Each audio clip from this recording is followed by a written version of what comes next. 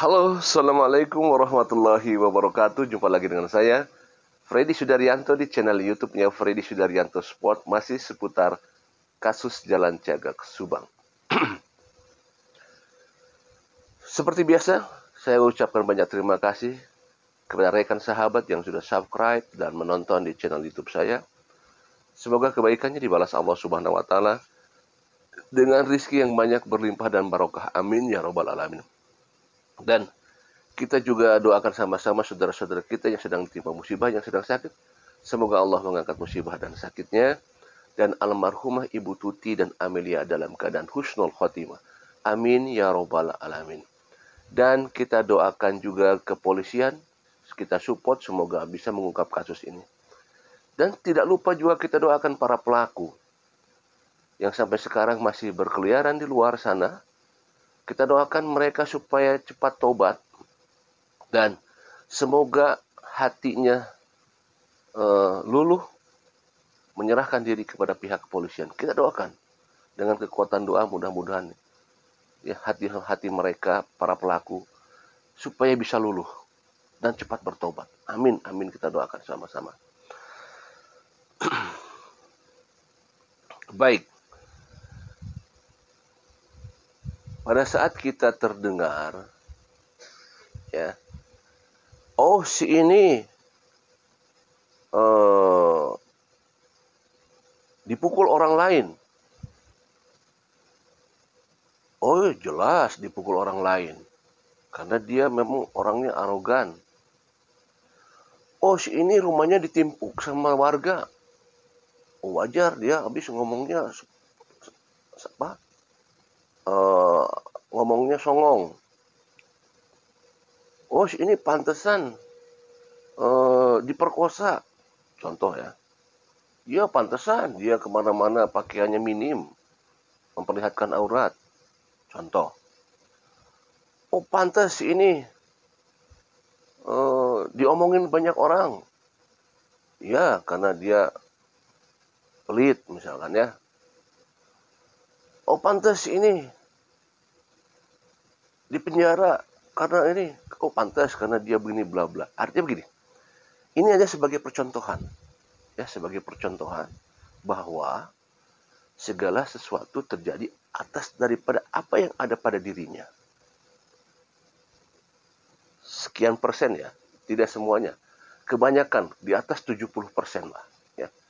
Di atas 70% kebanyakan apa yang terjadi atas apa daripada karakter seseorangnya.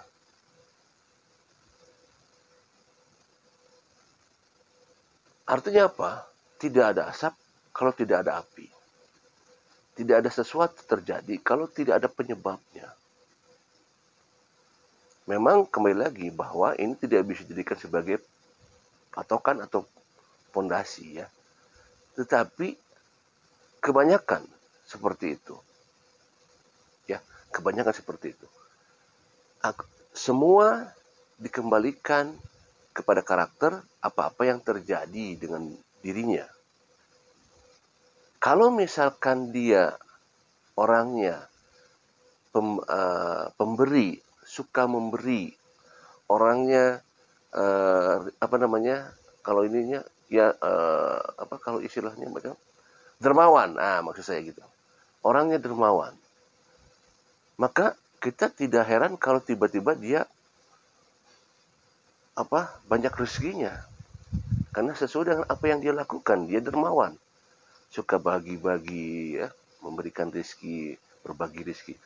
Ternyata dia rezekinya malah berlimpah. Rumahnya bagus, yang luas, keluarganya sehat-sehat. Akibat dari apa? Akibat dari apa yang dia kerjakan. Karakternya dia seperti itu. Ya. Kalau dia misalkan suka pemarah, maka dia akan terkucil dari lingkungannya. Karena memang karakter dia adalah karakter pemarah.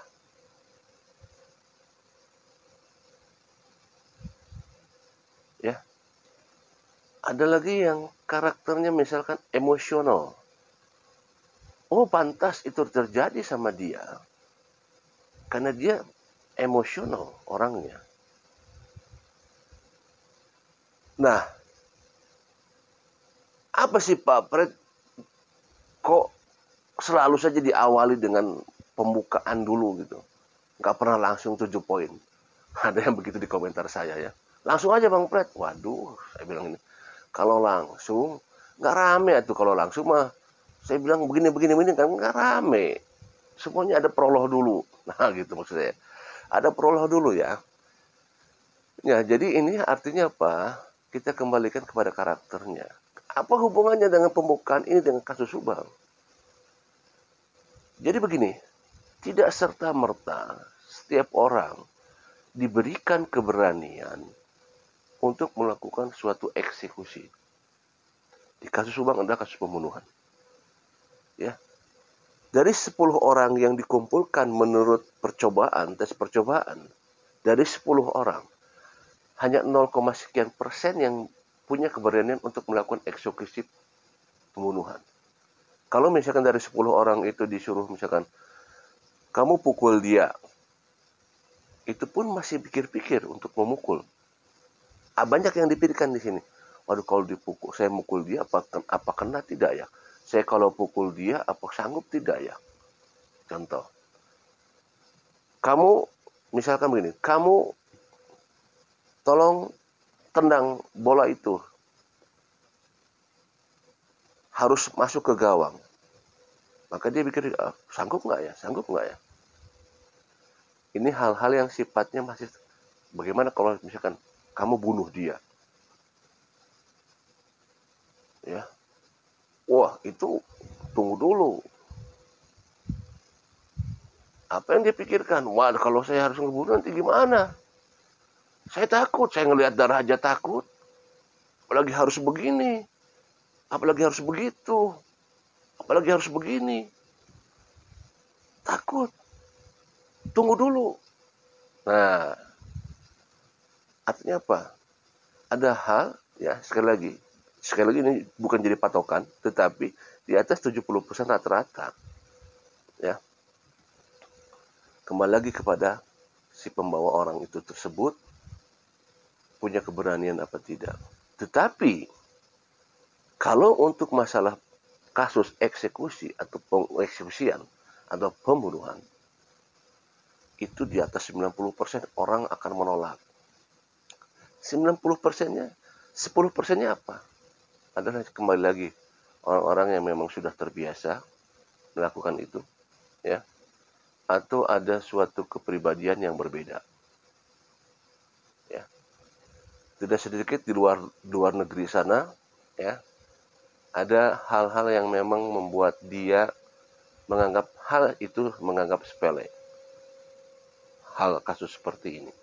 Nah, kembali lagi kepada karakter. Tidak ada mungkin hal ini dilakukan, kembali lagi, kalau bukan memang satu dia adalah pemain, pelaku, yang memang sudah terbiasa, ya.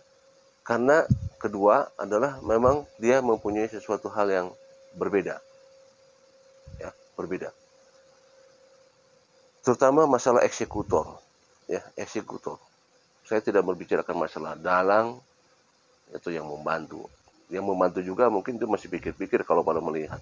Karena tidak semua orang ya bisa tega atau punya perasaan melihat darah. Melihat darah berceceran, bersemburan, itu nggak semua orang bisa itu. Ya, tidak punya keberanian. Hanya orang-orang tertentu saja yang bisa melakukan itu. Hanya orang tertentu saja yang bisa melakukan itu. Ya. Satu adalah orang mereka yang sudah terbiasa, atau satu lagi adalah mereka yang memang mempunyai sesuatu yang berbeda dari karakternya. Ya, kepribadiannya. Sehingga apa yang disebut dengan kita tahu bahwa sesuatu hal bisa terjadi pada orang yang membuat dia melakukan itu seperti tidak melakukan apa-apa. Ya. Kalau orang biasa, saya katakan tadi, mereka akan berpikir 2 kali, mungkin 3 kali, 4 kali, mungkin 10 kali untuk melakukan ini. Sekalipun iming-iming harta, akan diberikan harta. Ya. Kalau memang dia bukan pemain, kalau bukan pemain atau pembunuh bayaran, ini akan berat untuk bisa melakukan ini. sekalipun memang banyak, sekali lagi ini tidak diambil rata 100% ya, tidak diambil rata 100%, tapi menurut kebanyakan